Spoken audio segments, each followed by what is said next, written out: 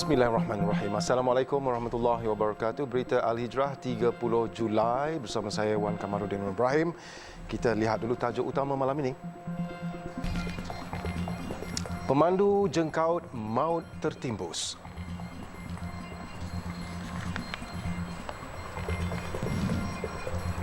Juga jangan perkecil, menghina dan mempersendakan agama.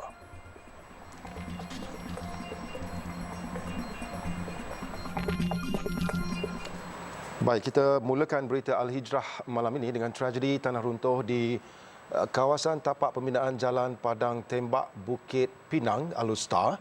Seorang pemandu jengkaut ditemui mati tertimbus dalam insiden berkenaan yang berlaku pada jam 12.38 tengah hari tadi. Mayat Muhammad Nasir Awang Ali, 40 tahun, ditemui pasukan bomba ketika operasi mencari dan menyelamat SAR. Ketua Polis Daerah Kota Star, Asisten Komisioner Ahmad Syukri Mat Akhir berkata, ketika kejadian mangsa dikatakan sedang mengendalikan jentera terbabit sebelum tanah dari bukit bersebelahan runtuh secara tiba-tiba lalu menghempap jengkaut dan mangsa. Jadi mayat mangsa akan dihantar ke Hospital Sunnah Bayah untuk postmortem untuk tindakan lanjut pihak polis. Terima kasih. Mayat mangsa dihantar ke Jabatan Forensik Hospital Sunnah Bahiyah untuk bedah siasat. Dalam pada itu, penolong pengarah bahagian operasi kebombaan dan penyelamat Jabatan Bomba dan Penyelamat Malaysia JPPM Kedah, Penguasa Kanan Bomba 1 Muhammadul Ihsan Muhammad Zain berkata, kerja-kerja mencari mangsa dilakukan dengan bantuan 2 buah jengkaut. Katanya, kerja-kerja mengeluarkan mayat mangsa dilakukan dengan hati-hati kerana bimbang tanah akan runtuh lagi menimbus mangsa. Dan telah kita gerakkan unit storm kita daripada Jabatan Bomba dan Penyelamat Negeri Kedah. Dan alhamdulillah pada jam 12.38 kita telah menjumpai mangsa yang tertimbus dan telah berjaya keluarkan dan telah serahkan pada PDRM. Jangan sesekali memperkecil, menghina dan mempersendakan agama semata-mata atas nama kebebasan bersuara.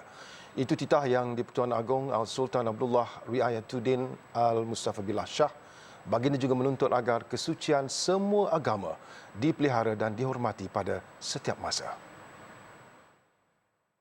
Jangan sekali-kali kita memperkecilkan, menghina dan mempersendakan agama semata-mata atas nama kebebasan bersuara.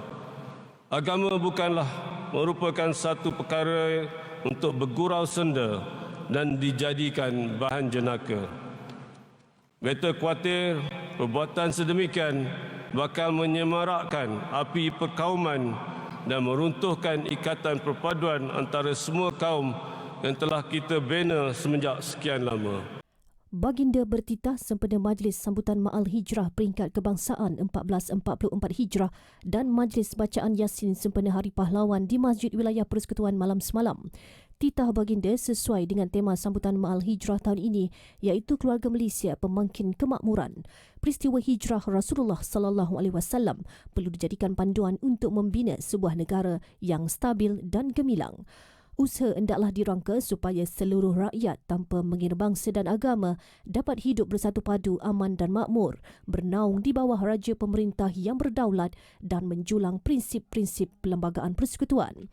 Menghayati sirah Rasulullah sallallahu alaihi wasallam, Sri Paduka bertitah kesatuan sesebuah masyarakat majmuk boleh dicapai dengan menghormati dan memahami kepelbagaian yang sedia. Bekas Ketua Pengarah Jabatan Kemajuan Islam Malaysia JAKIM Tan Sri Osman Mustafa diumumkan sebagai tokoh Ma'al Hijrah Peringkat Kebangsaan 1444 Hijrah. Sementara itu, Menteri Kanan Hal Ehwal Islam Kemboja, Datuk Dr. Osman Hassan pula diumumkan sebagai tokoh Ma'al Hijrah Antarabangsa. Anugerah itu disampaikan Yang di-Pertuan Agong Sultan Abdullah Riayatuddin Al-Mustafa Billah Shah sempena Majlis Sambutan Ma'al Hijrah Peringkat Kebangsaan dan Majlis Bacaan Yasin sempena Hari Pahlawan 2022. Penganugerahan itu menyaksikan kedua-dua tokoh berkenaan menerima pingat dan sijil penghargaan. Tan Sri Osman, 66 tahun, pernah memegang jawatan sebagai Ketua Pengarah JAKIM dari April 2011 hingga 2018 dan Pegawai Atasi Agama Kedutaan Besar Malaysia di Jakarta pada 1992 hingga Jun 1997. Sementara itu, Datuk Dr. Osman, 68 tahun, merupakan tokoh yang dihormati di peringkat Nusantara maupun antarabangsa berikutan sumbangannya dalam pembangunan Islam di Kemboja. Beliau kini merupakan Presiden Pusat Islam Phnom Penh PPIC dan Naib Presiden Jawatan Kuasa Pemandu Halal Kemboja. Kefahaman kepada dalil Al-Quran dan hadis perlu berlandaskan kepada tafsiran majoriti atau jumhur ulama dan bukan atas tafsiran sendiri semata-mata. Ketua Jabatan Akidah dan Pemikiran Islam Akademi Pengajian Islam Universiti Melaya UM, Dr. Wan Adli Wan Ramli berkata umat Islam terdedah kepada pelbagai fahaman menyeleweng sekiranya tidak berpegang teguh kepada ajaran Ahli Sunnah wal Jamaah. Semua orang boleh mendakwa aku ikut Al-Quran. Setengah golongan tu dia Quran hadis sebagai contoh. Tak semua orang boleh mengaku kecuali yang anti hadis itulah. Ada ikut Quran dan hadis. Tapi masalahnya Quran dan hadis ni banyak tafsiran. Khawarij dulu pun mendakwa mereka mentafsirkan Al-Quran mengikut Al-Quran. Jelasnya, dalil yang terdapat dalam Al-Quran dan hadis mempunyai perbincangan yang luas dan sering menyebabkan perdebatan antara pelbagai fahaman dan mazhab. Justru sebagai orang awam adalah wajar untuk mengikuti ajaran yang dibawa institusi ulama yang mewakili ulul amri di sesebuah tempat. Sementara itu, beliau berkata sebarang isu kontroversi berkaitan agama perlu dirujuk kepada institusi yang berkaitan dan bukannya dicanang di halayak ramai, terutama melalui media sosial.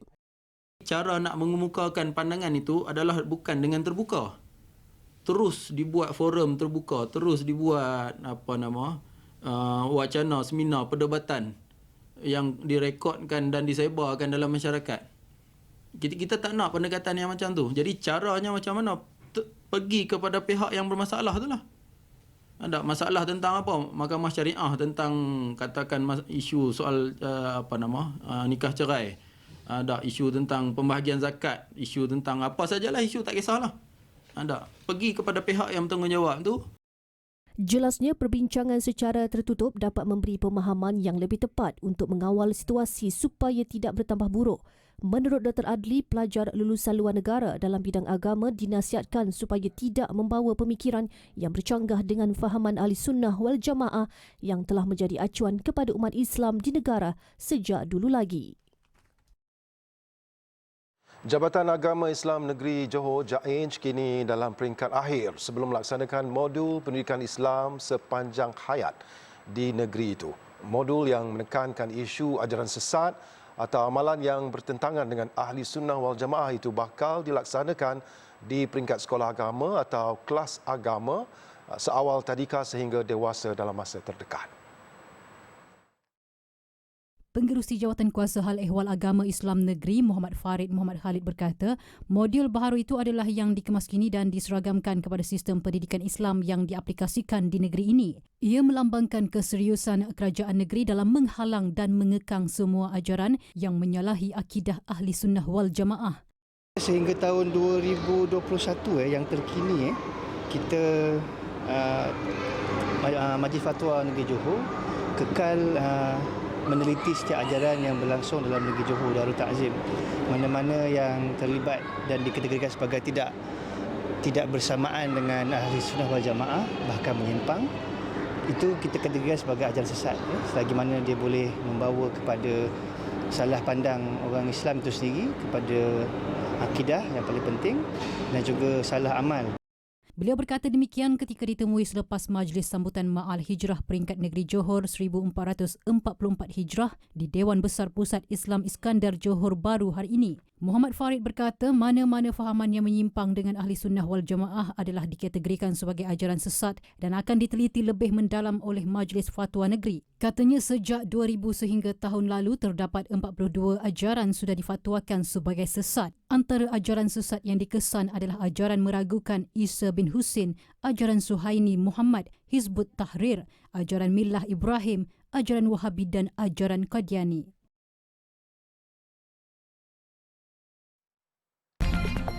JAKIM pantau tren guru kafar TikTok.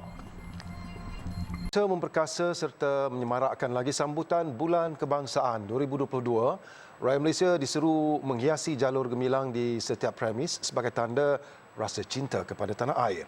Perdana Menteri Datuk Seri Ismail Sabri Yaakob berkata selain mengibar jalur gemilang, cara lain untuk membuktikan cinta kepada negara termasuk dengan mengamalkan nilai murni dalam diri, bekerjasama dan sikap toleransi. Menurut Perdana Menteri, rasa cinta kepada negara juga boleh dizahirkan dengan mendukung segala inisiatif kerajaan termasuk mengelak daripada menyebar sebarang maklumat tidak sahih. Gejala menyebarkan berita palsu atau berita tidak benar terutamanya menerusi media sosial harus dikawal dan dibendung sebelum ianya menjadi satu amalan yang boleh memporak-perandakan kesejahteraan keluarga Malaysia. Gunakanlah media sosial secara berhemah untuk menyemarakkan sambutan Bulan Kebangsaan dengan ucapan-ucapan murni kepada rakan-rakan taulan, majikan dan keluarga sendiri. Mengulas lanjut, Perdana Menteri berkata sambutan Hari Kebangsaan dan kibar jalur gemilang diadakan bagi memperingati perjuangan kemerdekaan dan mengurus pentadbiran negara sendiri setelah dijajah oleh kuasa asing. Beliau berkata demikian ketika berucap sempena Majlis Pelancaran Bulan Kebangsaan dan kibar jalur gemilang 2022 di Putrajaya hari ini. Terdahulu, Datuk Seri Ismail Sabri bersama kira-kira 15,000 peserta berjalan kaki sejauh 2.7 km bermula dari Dataran Putra ke Istana Kehakiman. Turut serta mengiringi beliau Menteri Komunikasi dan Multimedia Tan Sri Anwar Musa yang juga pengerusi jawatan kuasa induk sambutan Bulan Kebangsaan dan Hari Malaysia 2022. Perdana Menteri turut melancarkan konvoi kembara keluarga Malaysia melibatkan lebih 500 peserta daripada pelbagai agensi. Pelepasan konvoi tersebut menandakan bermulanya kembara ke negeri seluruh negara yang akan berakhir 31 Ogos ini di Dataran Merdeka Kuala Lumpur. Jabatan Kemajuan Islam Malaysia JAKIM akan meneliti trend guru kelas Al-Quran dan Fardu Ain (KAFA) yang menggunakan pelajar mereka sebagai kandungan untuk meraih jumlah tontonan di media sosial, terutamanya TikTok. Timbalan Menteri di Jabatan Perdana Menteri Hal Ehwal Agama, Datuk Ahmad Marzuq Syari berkata, sebarang aktiviti yang membabitkan pembelajaran dan pengajaran melibatkan antara guru dan murid mestilah fokus kepada silibus sedia ada.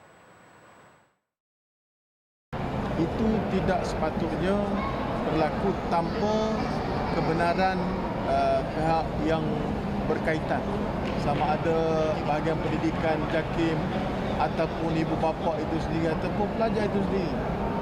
Kalau tujuan dia buat TikTok itu untuk pembelajaran, itu mungkin boleh dibincangkan dari sudut SOP dan juga peraturan dia. Tapi kalau untuk interest dia sendiri, itu adalah merupakan satu perkara yang di luar daripada kerangka etika sebagai seorang guru bapa. Beliau berkata demikian kepada pemberita selepas hadir merasmikan Majlis Perasmian Kelate Golf Fest 2022 dan pelancaran aplikasi EDND di Maidin Mall, Bandar Baru Tunjong, Kota Baru hari ini.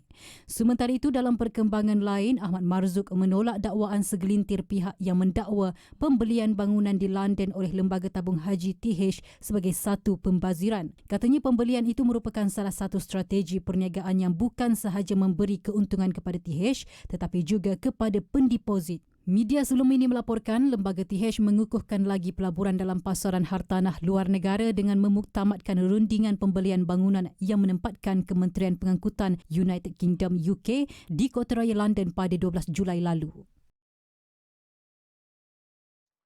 Baik, kita beralih ke laporan bisnes. MISG Global Marketing Sdn Bhd sasar lebih banyak farmasi di seluruh negara untuk menjadi stokis bagi produk keluaran baru syarikat itu, Garci Pro Nutrition. Minuman tambahan berasaskan susu, kolostrum dan sarang burung walit didatangkan dengan pelbagai perisa menarik, malah sesuai untuk semua peringkat umur. Selain menghasilkan susu yang diperbuat daripada bahan import berkualiti tinggi, MISG Global Marketing Sdn Bhd turut menawarkan peluang menjana pendapatan kepada orang ramai dengan menjadi ejen atau stokis mereka. Ya, untuk sasaran jualan bagi Garci Pro Nutrition ni, kita sasarkan jualan sebanyak 2 juta kotak untuk 3 bulan. Kami juga di MISG Global Marketing Sdn Bhd ingin mempelawa semua usahawan dan juga mereka yang berminat untuk sama-sama memasak memasarkan Gasi Pro Nutrition ini sebagai stokis atau ejen dan juga kepada farmasi-farmasi yang berminat untuk memasarkan Gasi Pro Nutrition ini. Produk Garsi Pro juga adalah keluaran Muslim, tidak mengandungi gula tambahan, selamat dan diyakini. Susu kolesterol Garsi Pro Nutrition terdiri daripada 4 perisa iaitu vanila, strawberry, coklat dan kurma bersama habatus sauda. Sekotak Garsi Pro Nutrition mengandungi 25 sachet dan pengguna boleh mengamalkan 1 sachet sehari sebelum makan. Kilang MISG Global Marketing bertapak di Kelantan dan Farmasi Nazin di negeri itu menjadi stokis bagi Garsi Pro Nutrition. Orang ramai yang berminat untuk mendapatkan Garsi Pro Nutrition atau mahu menjadi ejen atau stokis, hubungi talian WhatsApp 011 1085 2982. Untuk maklumat lanjut, layari laman web garsipronutrimix.com atau Facebook dan Instagram Garsi Pro Nutrition. Pusat Pengajian Siswazah Perniagaan Universiti Kebangsaan Malaysia Graduate School of Business UKM GSB mengadakan program Hari Terbuka Antarabangsa 2022 dan ia bagi memberi pendedahan berkaitan tawaran program mereka dengan lebih terperinci secara bersemuka. Menurut Dekan UKM GSB, Profesor Dr. Zafirhan Muhammad Mahbul, dengan kekuatan dan kelebihan yang dimiliki oleh fakulti tersebut, beliau yakin mereka mampu melahirkan siswazah terbaik dalam bidang perniagaan sekaligus memperkasakan pendidikan pengurusan perniagaan negara. Of course, because of the accreditation, we have AACSB, Association to Advance Collegiate School of Business, and we have ABAS 21. The Alliance on Business Education and Scholarship for Tomorrow, a 21st century. So both of these accreditation are really admired for any business schools in Malaysia or even the world. So both of them actually is meant to foster engagement, accelerate innovation and amplify impact in the business education.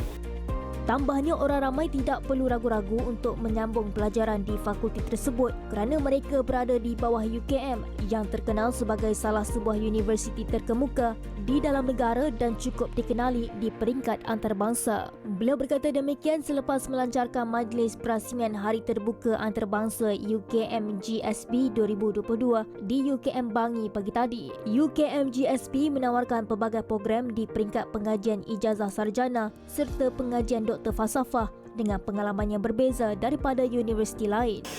One more thing that make our MBA program is really unique is that we embed about 30% of our program by sharing with industrial expert, in our coursework, as well as we embed the social community services in our program. So this is make our program not just focus on a business discipline, but also focus on the community engagement. Program Hari Terbuka Antarabangsa UKM GSB 2022 dihadiri 300 pelajar tempatan dan antarabangsa secara fizikal, manakala kira-kira 500 pelajar antarabangsa khususnya dari negara China menyertainya secara dalam talian.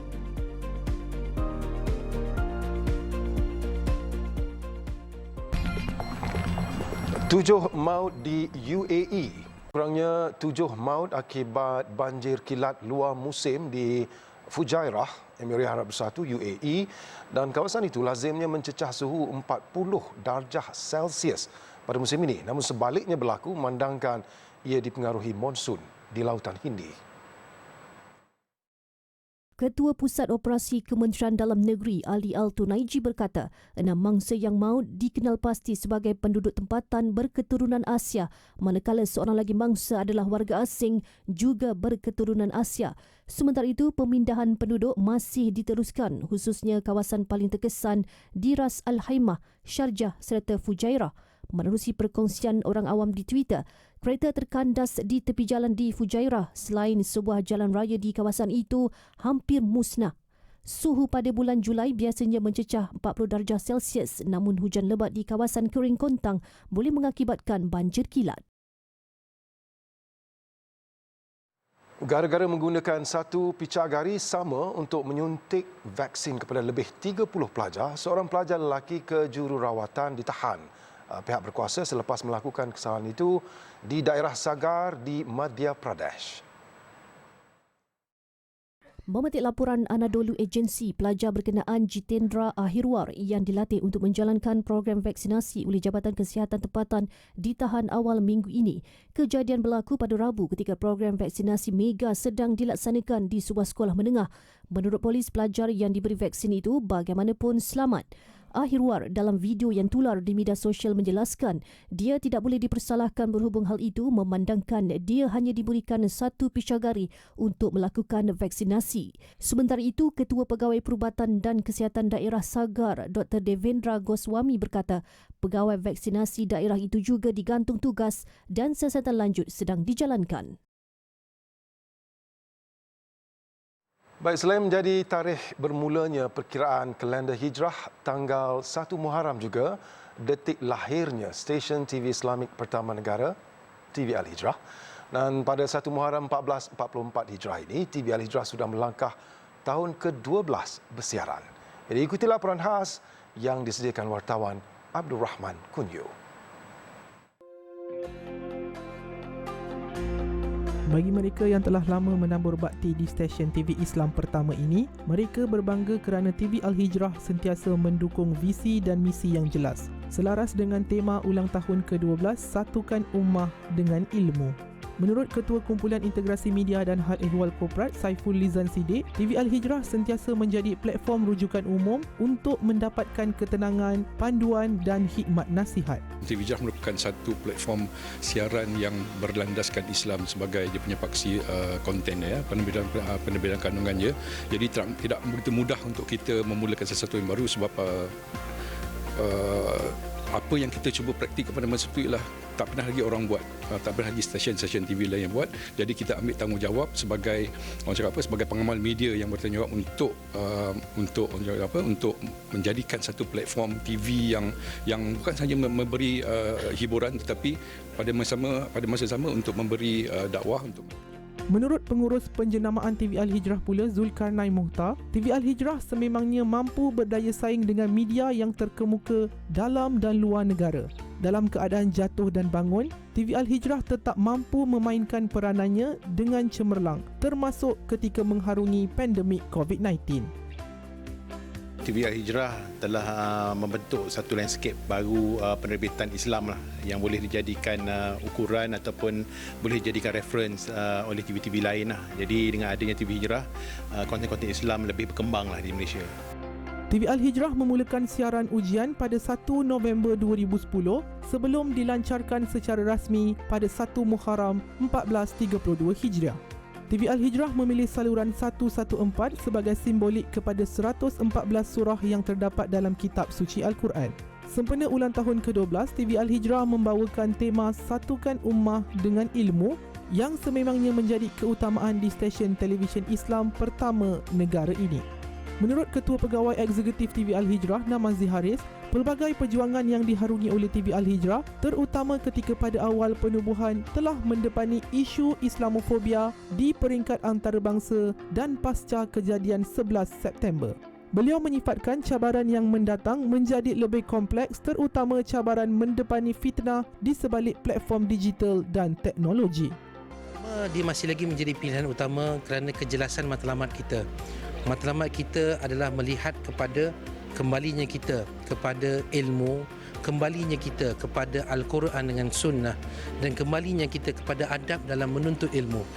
Itu antara asas-asas yang kita terapkan dan melalui penerapan asas-asas ini, bila kita fokus ramainya sokongan-sokongan berbentuk penajaan, berbentuk tontonan. So itu membantu kita dan membantu kelangsungan perniagaan TV Al-Hijrah. 12 tahun mengorak langkah menjadi stesen TV Islam pertama di Malaysia, pelbagai suka duka pahit manis yang dilalui demi untuk menempah nama di persada dunia. Kini TV Al-Hijrah mampu berdiri sama tinggi, duduk sama rendah dengan media yang lain bagi melengkapkan konsep Satukan Ummah dengan Ilmu. Laporan Abdul Rahman Kunyo untuk Berita Al-Hijrah.